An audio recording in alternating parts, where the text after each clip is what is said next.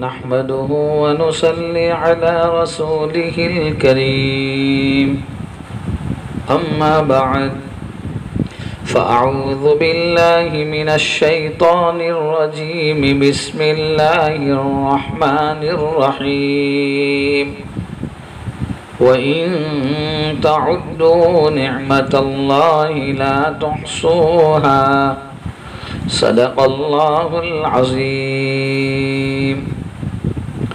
میرے محترم و مکرم قابل احترام بزرگ اور دوستو، اس سے پہلے والی مختصر سی مجلس میں اللہ جل شانہ کی نعمتوں کے بارے میں ذکر کیا تھا کہ حق تعالی جل شانہ نے مجھے اور آپ کو بے شمار نعمتیں عطا فرمائی۔ موجودہ دور میں اور آپ اور دنیا کا ہر انسان صرف کھانے پینے کی چیزوں کو نعمت سمجھتا ہے۔ حقیقت میں دیکھنے جاویں تو ہمارے بدن کا ہر بال، ہر عضو یہ حق تعالیٰ کی بہت بڑی نعمت ہے۔ بے شمار نعمتیں اللہ تعالیٰ نے ہمیں عطا فرمائی، لیکن سب سے بڑی نعمت اور سب سے عظیم الشان نعمت وہ یہ ہے کہ اللہ تعالیٰ نے جس دن مجھے اور آپ کو پیدا فرمایا، جس دن مجھے اور آپ کو اپنی ماں کی گود میں آنکھیں کھولنے کی توفیق عطا فرمائی، اسی دن، اسی گھڑی میں، اسی سیکنڈ میں بے شمار اللہ تعالیٰ نے اپنے بندوں کو پیدا فرمایا۔ لیکن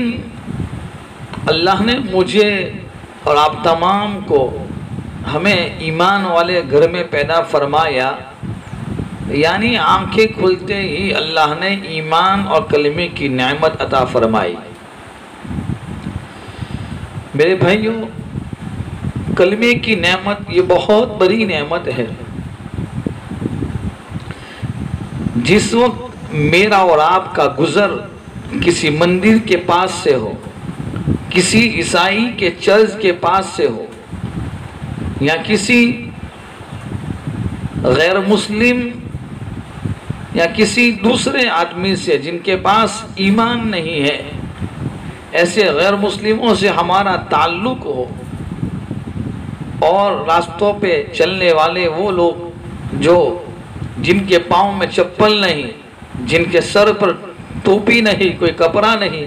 اپنے مذہب کے اعتبار سے، اپنے دھرم کے اعتبار سے ایک زندگی گزار رہے ہیں، چل رہے ہیں، تو اس وقت ہمیں اللہ تعالیٰ کی اس نعمت کا بہت زیادہ شکر ادا کرنا چاہیے کہ اگر ہمارے پاس بھی یہ کلمے کی اور ایمان کی نعمت نہ ہوتی تو ہم بھی اسی طریقے سے راستے پر چلتے، ہم بھی کسی مندر میں جا کر اپنے پیشانی کو رگڑتے، ہم بھی کسی عیسائی کے چرچ میں جا کر نہ معلوم کیا کیا کرتے۔ اس حق تعالیٰ جل شانہ کا، رب کریم کا احسان عظیم ہے کہ ہمیں ایمان اور کلمے کی نعمت عطا فرمائی۔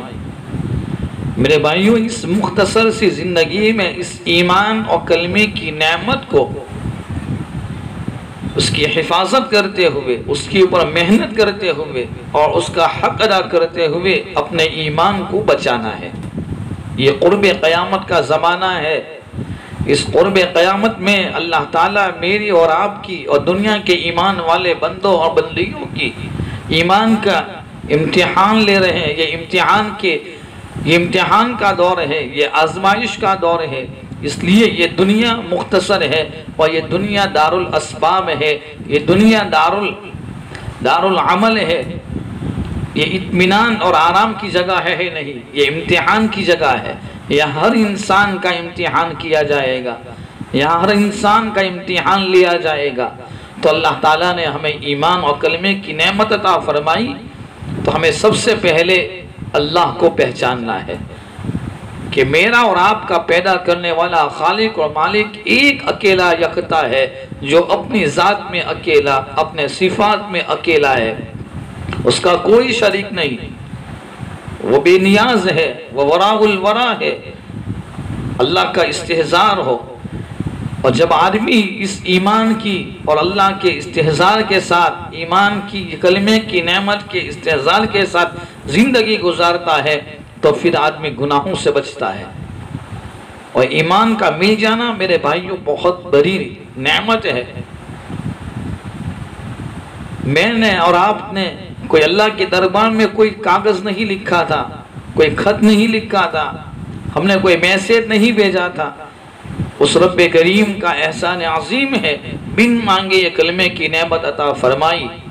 اس لیے اس ایمان اور کلمے کی نعمت پر محنت کرتے ہوئے اور اپنے ایمان کو مضبوطی کے ساتھ بناتے ہوئے اس دنیا سے اس ایمان کو بچا کر لے کر جانا ہے۔ اسی لیے میرے اور آپ کے آقا تاجدار مدینہ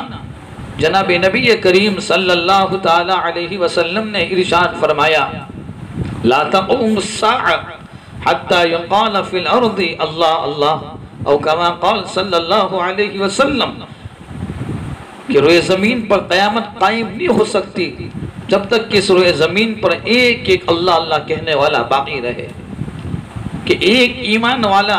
اور ایک کلمے والے کی قدر و قیمت اللہ کی نظر میں کتنی ہے۔ آج ایک آدمی کی وجہ سے، ایک پیسنجر کی وجہ سے نہ ہوائی جہاز چلتا ہے، نہ فلائٹ چلتا ہے، نہ ٹرین چلتی ہے، نہ بس چلتی ہے، نہ اور کوئی پرائیویٹ گاڑی چلتی ہے۔ لیکن اللہ کے نبی فرماتے ہیں کہ اس روئے زمین پر اگر ایک ایمان والا باقی رہے گا، اللہ ساتوں زمین اور آسمان کے نظام کو، ساری دنیا کے نظام کو اللہ چلائیں گے۔ تو اتنی بڑی نعمت اللہ تعالیٰ نے ہمیں عطا فرمائی۔ دعا کرنا ہے کہ ہمیں اس ایمان اور کلمے کے ساتھ دنیا سے رخصت ہوں۔ اس لیے اس ایمان اور کلمے کی نعمت پر محنت کرنا ہے، اس کو بنانا ہے، اس کو اپنے دلوں کی گہرائی کے اندر ایمان کی عظمت کو بٹھانا ہے، اور اس پر محنت کرتے کرتے، ایمان کے تقاضوں پر محنت کرتے کرتے، اور انبیاء کرام علیہ السلام کے واقعات، صحابہ کے واقعات کا مطالعہ کرتے ہوئے اپنے ایمان کو پر محنت کرنے کی کوشش کرنا ہے، تاکہ ہمارا بھی ایمان ایسا مضبوط ہو جائے کہ یہ موجودہ دور کے فتنے اور موجودہ دور کے حالات کے ٹھپیرے ہمارے ایمان کو اندر سے نہ نکال سکے۔ دنیا میں انسان بے فکری کے ساتھ اپنی ڈرائیونگ کرتا ہے، گاڑی چلاتا ہے، تو سامنے والی گاڑی کے ساتھ اس کا ایکسیڈنٹ ہو جاتا ہے، ٹکر لگ جاتی ہے تو جان کا خطرہ ہو جاتا ہے۔ اگر ہم دنیا میں اس ایمان والی گاڑی کو لے کر چلتے ہوئے اگر بے فکری کے ساتھ زندگی گزاریں گے تو پھر ہماری گاڑی کا ٹکر شیطان کے ساتھ ہو جائے گا، دشمن کے ساتھ ہو جائے گا، نفس کے ساتھ ہو جائے گا، تو یہاں جان کا خطرہ ہو جائے گا، یہاں ایمان کا خطرہ ہو جائے گا۔ میرے بھائیو، اس لیے اپنے ایمان کو بچانا ہے اور اسی ایمان پر محنت کرتے ہوئے ہمیں زندگی گزارنا ہے، اور اس دنیا سے اللہ تعالیٰ کے دربار میں یہ دعا کرنا چاہیے، روزانہ اپنی دعاؤں کے اندر یہ دعا کا اہتمام کرنا چاہیے کہ رب کریم، تو نے مجھے دنیا میں آتے ہوئے ایمان عطا فرمایا، کلمہ نصیب فرمایا ہے، اے اللہ میں تیرے گھر میں اور تیرے دربار میں تجھ سے عاجزی کرتا ہوں، درخواست کرتا ہوں کہ اللہ تو نے جس طریقے سے دنیا میں آتے ہوئے ایمان عطا فرمایا، کلمہ عطا فرمایا، اللہ دنیا سے جاتے ہوئے بھی ہمیں اسی ایمان اور کلمے پر موت عطا فرمانا۔ اللہ تعالیٰ صحیح معنی میں مجھے ہم تمام کو اس ایمان کی قدر جانے کی، ایمانی تقاضوں پر چلنے کی اللہ مجھے ہم تمام کو توفیق کامل عطا فرمائے۔ میرے بھائیو، حالات بہت نازک ہے، اس نازک حالات میں اپنے ایمان کو بچانا ہے۔ اپنے ایمان کے بچانے کے لیے ہمیں ایمانی حلقوں کو اپنے گھروں کے اندر، اپنے دوستوں کی مجلس میں، اپنے متعلقین کی مجلسوں میں ایمان کی بول بولنا ہے، اللہ کی برائی کو بیان کرنا ہے، اللہ کا تذکرہ کرنا ہے، ایمان کا تذکرہ کرنا ہے۔ اس کے ذریعے سے ہماری زندگی میں ایمانی بقا باقی رہے۔ اللہ مجھے ہم تمام کو عمل کرنے کی توفیق کامل عطا فرمائے۔ وآخر دعوانا ان الحمدللہ تعالی رب العالمین۔